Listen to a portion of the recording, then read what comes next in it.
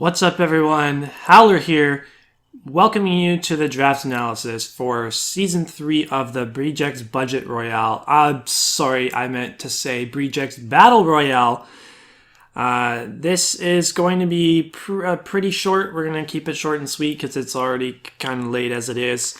Of course, I am one of the 4 original Breedjects making their return. All 4 are back for their 3rd season in the league. And we have reverted back to our 20-coach roster that we had from Season 1. Of course, that was a bit of a different structure regardless, because we had a 9-week regular season. We were like in 2 conferences of 10. This season, it was 1 draft for Season 1 as well, but we only played in pods of 10. But this time we can play anybody, and we're doing the same 12-week season as we had last season, so that means there's even less room for error. This season, only 8 out of 20 coaches make playoffs as opposed to 8 out of 16. So that means there's that much more pressure on every week to perform well, because there's a little less wiggle room this season. I'm excited about my schedule. I only 2 out of my 12 opponents that I have on my schedule are people that I have played more than once before.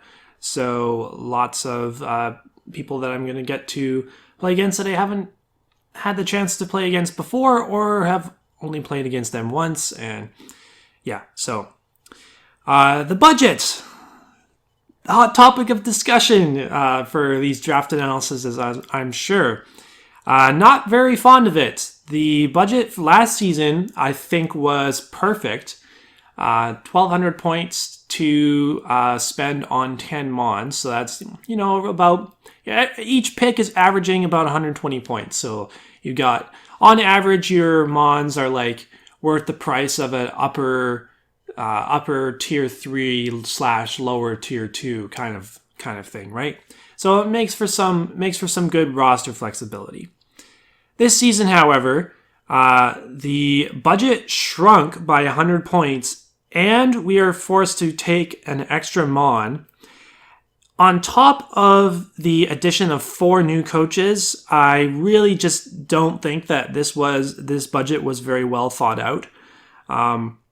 Making it overly restrictive with all of the new Pokemon that were added, that most of, when you factor in all of the mythicals and Ultra Beasts and stuff like that are making their return to the game, I don't feel like making the budget more restrictive is the best way to accommodate for that, especially when you've now got a 20-coach draft instead of a 16-coach draft. It sucks. But it sucks for everyone, and we all have to adhere by the same rules. So that's that should be as much as I should complain about it in this video, but we'll see. So, as you've seen on your screen for the last 3 minutes or so, we got Dragopol with our first overall pick. We had the 3rd pick in the draft, and this was the first time ever that Dragopol has still been on the board while I have actually had a chance to draft it. Dragopol's always been taken by the time it's actually my turn to draft my first Pokemon. So I see it's still on the board. Pretty hard to pass it up. It's something that just fits my playstyle extremely well. Like Pokemon that's just really fast and can hit really hard.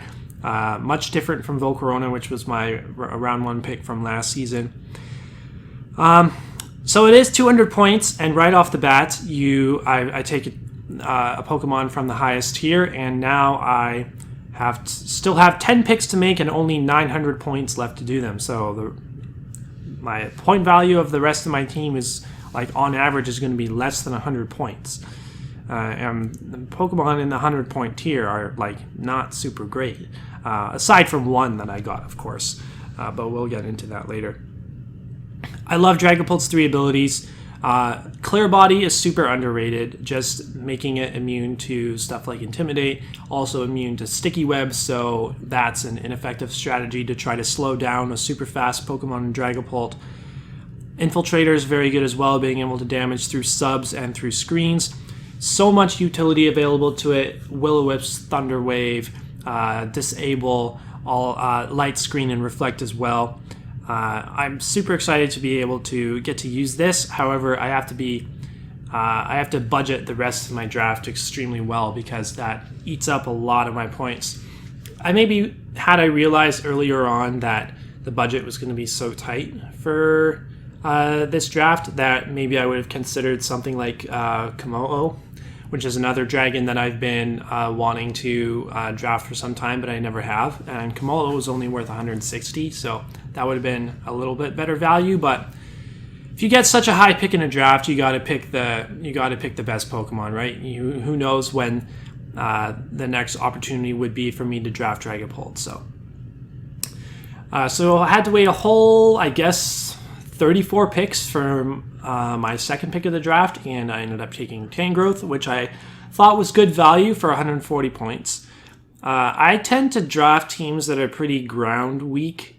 I think the most recent example of that, I would say, was probably APA Academy, where my team was super ground weak, and then PCL D-League also had super ground weak teams. So getting something like Tangrowth, which is, of course, one of the best ground resists in the game, right off the bat, is definitely going to help my ground weakness for sure. I'm not trying to build a regenerator core here, but I saw that D-Ray took Tornadus T with his second pick, and then I was right after him, so he's behind me on this trip back around the wheel. So I was thinking, let me take Tangrowth now before my next pick, which I think pairs up well better with Dragopol. I didn't necessarily grab Tangrowth because I thought, oh, this pairs up super well with Dragopol, but it's just a very reliable wall to pick up early in the draft. So the Mon that I did grab third and that I think pairs up pretty well with Dragopol is Caballon, another 140 point Mon. So the two things that Dragopol really doesn't like going up against, like dark types and dark types that resist Ghost, normal types also being immune to Ghost, and then fairy types being immune to Dragon. Caballon handles all of those pretty well. Can hit resist normal, resist dark, does not resist fairy, but it can still hit the fairies pretty hard with Stab Ironhead. So yeah, it's the most reliable rocker that I've got on my team. This is really the main reason why I took Caballon, just because you can take on the Mons that Dragopol doesn't like. We got Volt Switch momentum as well, so able to force out the Mons that Dragopol doesn't like, Volt Switch out on a switch, and then get Dragopol in again. So really the only thing that kind of scares me, I guess, about Caballon is you often rely on steel types to be resisting types like flying, like psychic, and like fairy, as I already mentioned, but because of its secondary fighting typing, it's not doing those. So we need to try to account for that with the rest of our draft. Of course, if you don't get a steel that resists flying, it's kind of hard to patch up that weakness, especially if you don't get the rock type that you were counting on getting. But we'll get into that a little later. And it was really after making this pick that I realized that the rest of this draft was going to be rough. Looking at the budget, I actually put in a motion to try to get the budget increased at this point in the draft, but the motion was denied. So I promise that's the last I speak of the budget. Anyways, so next up, with our fourth pick, we picked up Tenacruel, my absolute favorite Pokemon to draft. I've drafted this thing so many times before, and it always puts in work for me. I love Tenacruel. Although I'll be changing up the tried and true nickname that I've had for Tenacruel over the past little while. Just like I changed up my intro for this video. I wonder if you noticed that. Should have mentioned that earlier. Yeah. I'm going to just be referring to myself as Howler now. No need to say PlatinumHowler in all my videos, but I'm not going to change the YouTube name or anything. We're just gonna roll with Howler. So, My first 3 picks, I've got 2 weaknesses to fire and 2 weaknesses to ice, and a steel type that does not resist fairy, so I felt like Tenacruel's typing, I love Tenacruel's typing, I love everything about Tenacruel. It just fit this team to a T. It gives me Toxic Spike support for Dragopol that I really wanted, so Dragopol can run Hex sets more effectively. It's just so much utility. Tenacruel is the best rapid spinner in the game. I've considered like making a meme out of you know how like Empoleon is best defog. If you've ever watched MV, well, Tenacruel is best spin for sure. It's such a good spinner, so reliable, so easy to tack on rapid spin to its moveset and just get rid of hazards for the team. Again, clear body, it also has clear body just like Dragopol does. Makes it good to be a good spinner of sticky webs. Not that our team is particularly weak to sticky webs at this point, but utility like acid spray being able to cut the opponent's Spadef in half really makes like Tenacruel not have phenomenal switch-ins. If you can afford to run acid spray on your set, you can really like force a lot of acid spray can force a lot of switches. Like if you're switching in a I don't know what you would switch into. Like Tenacruel's dual stabs are pretty good. I don't know what you would switch into. Tenacruel, like I don't know what your typical switch in would be. Like if you're something like a Zapdos, for example. If you wanted to switch, if Zapdos comes in on Tenacruel, well, Tenacruel's got a very underrated base 100 speed stat, which speed tie with said Tenacruel. So if you're running max speed and you get an acid spray off Zapdos, then you can, if you cut its Spadef in half, then you go for a super effective Ice Beam and you are going to be pretty darn close to knocking it out. Mirror Coat's super nice as well. Infestation for trapping sets. Just, there's so much to Tenacruel to do. I love this Pokemon. However, my next pick got sniped from me. Matt O'Shea, he was picking 4th. Right behind me in the draft, so he picked up Diancie right before I took Tenacruel, and I was looking to take Diancie on the way back for my 5th overall pick. I thought Diancie was pretty good value at 80 points and gave me that flying resist that I was looking for, but alas, it wasn't meant to be. It would have given us a secondary rocker as well. So instead, I ended up taking Galarian Moltres, which was something else that I was looking at. But not something that I wanted to take super early on because it was relatively expensive at 120 points compared to Diancie only being worth 80. Although I did need a dark type, the dark type really fit me well here because I don't have a psychic resist at this point. It also gives me a ground immunity. I think Galarian Moltres would be an absolute steal if it got Roost. If this Pokemon got Roost for 120 points, this Pokemon would be so good because of its ability Berserk. Whenever its HP drops below half, it's going to get a +1 boost in its special attack, which previously was only available on Drampa, but so it wasn't a very commonly seen ability. But Drampa being able to kind of just absorb a lot of hits in some lower tiers and roost off the damage and get free special attack boosts while it's at it makes it very, very dangerous. So if only Moltres got Roost, why would it not get Roost? It's a bird. All birds should get Roost. It should get Defog as well. It should get fire coverage. It's still got flames on its wings. It used to be a fire type, and it doesn't get bloody fire coverage.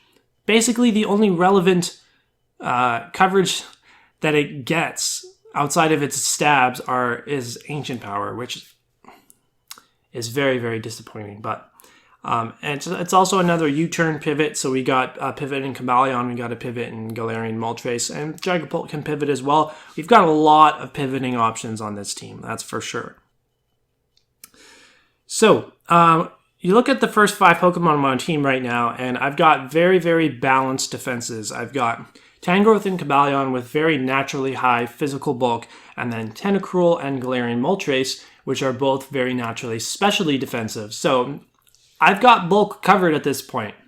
Not a ton of incredibly hard hitters, but bulk balance-wise looking good so far. So for the next pick, I had my eye on a lower tier mon that I thought would be really good here, and that is going to be Magmaer. Yes, round 6 Magmaer, everybody. That's what we're looking at with this budget. 40 points. I think it's pretty good. Like, honestly, base 100 special attack, base 93 speed is not too bad. You throw in a Violet on there, it can be decently bulky on the special side. It's not going to be taking any physical hits, but I shouldn't be worried too much about grabbing other Pokemon that can take hits over others right now, because I think my bulk is pretty good. Teleport, another pivoting option, a pivoting option that can actually switch into fairies, because Dragopol, Caballon, Moltres, my previous pivoting options, they don't come in on fairies. So the one unfortunate thing about Magmaer is, unlike Magmortar, Magmaer does not get Thunderbolt. It only gets Thunder Punch. So, Thunder Punch coming off of its base 95 attack, which I think its attack is actually better than Magmortar's attack. So it's actually not too bad. It makes belly drum sets on Magmaer actually a decent option, with base 93 speed and then being able to boost base 95 attack super high, especially if you can run it in combination with Flame Charge. That is definitely a very heat set that may come out later on in the season. You never know. And Magmaer also is a new Pokemon that just now available in Crown Tundra. You could not get it before in the Isle of Armor DLC or beforehand. So that, along with Galarian Moltres, which is more of a novelty pick, seeing as it just came out. So I'm glad I got something new on my roster, because my last season's roster wasn't super flashy in the sense that I didn't draft a single Generation 8 Pokemon on that team, even though I did have a couple of quite a few picks that were just added from the Isle of Armor DLC. But Magmaer, a new thing that it gets is, I mentioned Teleport and Scorching Sands as well. So it now gets ground coverage, which previously it did not get. So that's a really cool option. I mean, if I'm trying to burn things, I'm going to run Lava Plume or Will-O-Wisp anyway, but Scorching Sands gives us that nice coverage option. Could help certain matchups, like against a Lantern or something. Who knows? So, for my 7th pick, I really needed a good fairy to replace Diancie, and my decision was kind of made for me when Matt said that the option was on the table for a Comfey and Diancie trade if I were to take Comfey here. So, and honestly, I do feel like Comfey was my best option of mons that were still remaining. I thought about Gardevoir, but I didn't. I felt like Comfey was actually a better fit because it's able to take on certain Scarfers that would come to outspeed and revenge kill a Dragopol, such as like Crocodile or Garchomp. Gardevoir is not outspeeding those Pokemon as Scarfers anyway, and it's not resisting like Dark type moves either. So I feel like Comfey can take those on. And having priority against them, I think, is really helpful as well. We don't really have priority on the team prior to this. I mean, we have like Quick Attack Caballon, and I believe Magmaer also gets Mach Punch. So that was the only priority that we had prior to adding Comfey. Comfey is actually a member of my original Breedjects PGP squad, which I only brought to one game. Tenacruel was also on that squad as well. Go figure. And I actually, in my time using it, I haven't really found or unlocked its true potential, I guess. In certain matchups, it can be really difficult to deal with, but it just doesn't have that immediate damage output. It really relies on getting set up to be super threatening. And if there are things like really strong steel types or strong poison types that can hit it on the physical side, then it's really hard for it to get set up. So it does get stored power now, which it didn't in Generation 7, which when I used it, so it can take on poison types a little bit better, but it still really, really struggles against steels. Luckily, I think my team takes on steels pretty well for the most part now. I got Magmaer, Caballon, Tenacruel, which all resist, and Tangrowth can take on most steels pretty well also. So, and another U-turn option. There you go. We got a lot of pivoting on this team so far. There's only 2 Pokemon on our team out of 7 that don't have some sort of pivoting option. So next up, I'm looking to pick up Diggersby with my last pick because most coaches have used up a lot of points and are not going to be able to afford mons that are of Diggersby's caliber later on in the draft. So that leaves only 120 points for my next 3 picks. So I got to average 40 points per pick. So right here, I do finally grab my Flying Resist to replace the Diancie that got sniped from earlier. That is going to be Amistar. For 60 points, I think Amistar is actually pretty good value here. It is something that I have used before, and it also gives me my second Hazard Setter. As in second rocker next to Caballon, and it does get spikes and toxic spikes as well, so we actually have 2 toxic spikes setters that could potentially help Dragopol run hex sets. Of course, the cool new thing that it gets is Meteor Beam, which in combination with Power Herb can give it a +1 special attack boost and then fire up a super strong stab rock type hit. Previously, Amistar never got Power Gem for Rock type stab. It could only use Ancient Power for Rock type stab on the special side. So I feel like, just talking about this Pokemon, I really wish I could have kept it. But we did have to get rid of Amistar after the first week. Instead, for week 1, we'll have Amistar, and then going forward, we will have Carracosta in its place. Because Carracosta is 20 points less than Amistar, so I had to make a change there to account for a mistake made on the dock that really screwed me over, and we will get to that very soon.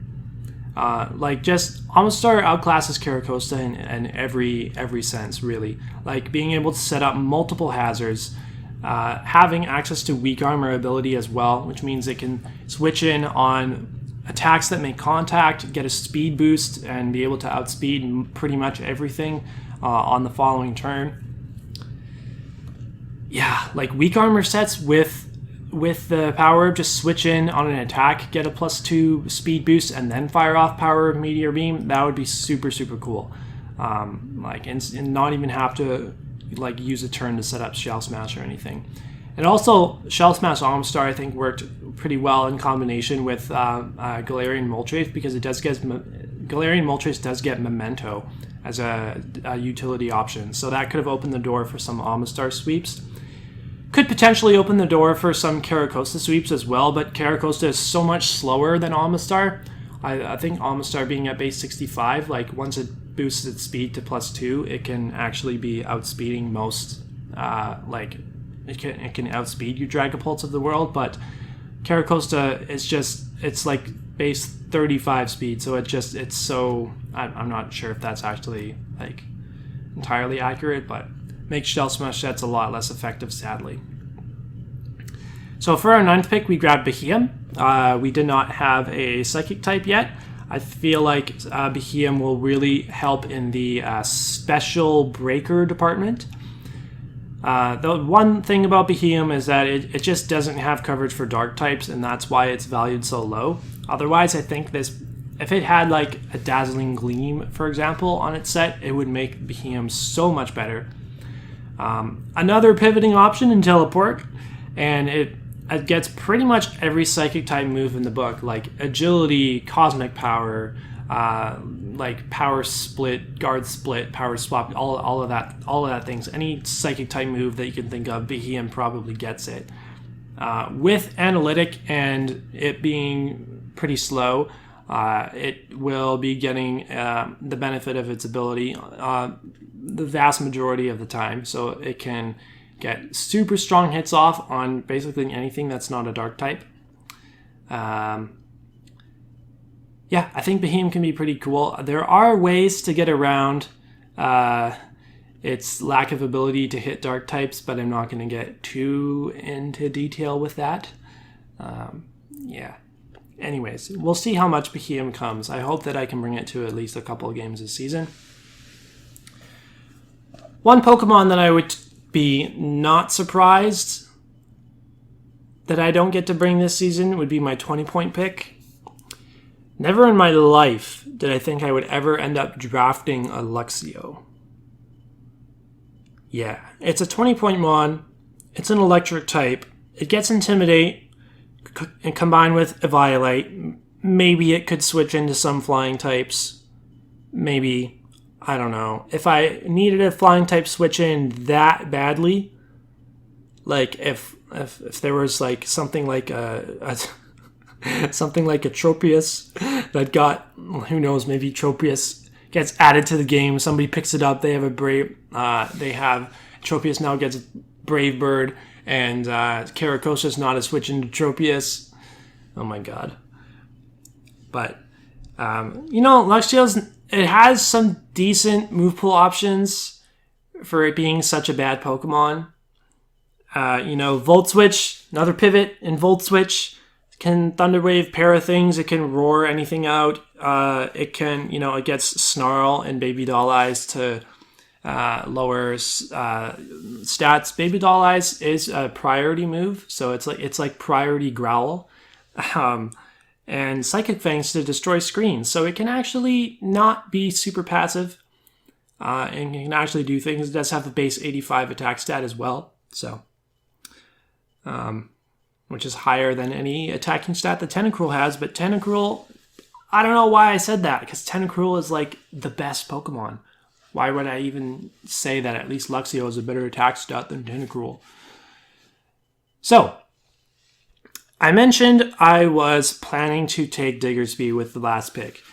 On the document that I was referring to for the entirety of the draft, Diggersby was valued at 140 points. However, on the website, Diggersby was entered to be worth 160 points, which means I could not afford it given what I had previously drafted here.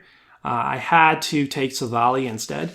So, Silvally is my ground type for 1 week. So I am stuck with Silvally ground for 1 week as my ground type.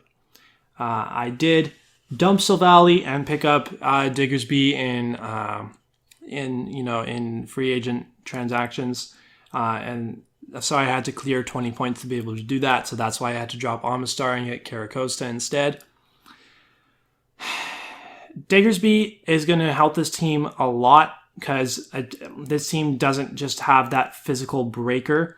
I don't consider Dragopol a physical breaker.